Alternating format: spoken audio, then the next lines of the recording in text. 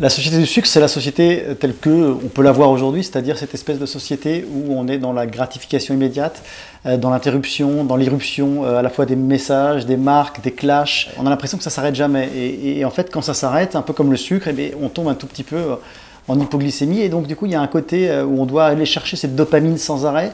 Et c'est ça la société du sucre. C'est un endroit où on n'arrive plus à se poser, à réfléchir.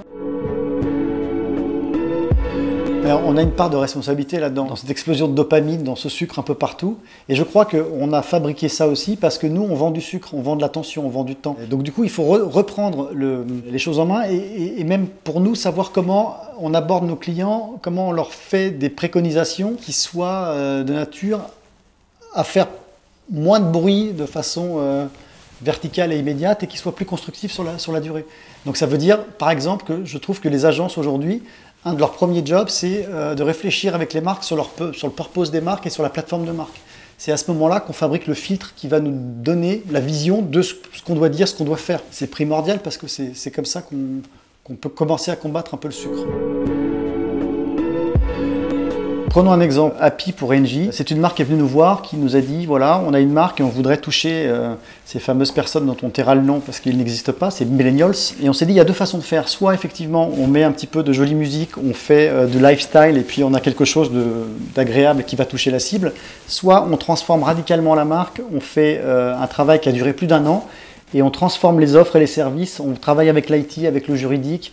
Et on a quelque chose à la fin qui s'insère complètement dans la vie de cette cible-là. C'est par exemple se mettre à la place des gens qui arrivent dans un appartement, qui ont 20 ans. On s'est rendu compte qu'il y avait 10, 20 questions. Parfois, on n'avait pas les réponses. Comment s'appelle le locataire précédent? J'en sais rien, etc.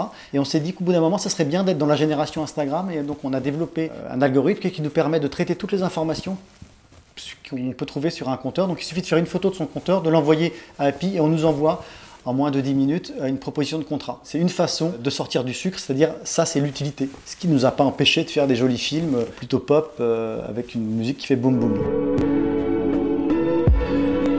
On a eu pendant des années effectivement le culte de la répétition, le GRP, des publicités moyennes qu'on nous a infligées 10, 20, 30, 50 fois en se disant elles sont moyennes mais vous avez vu ça fonctionne.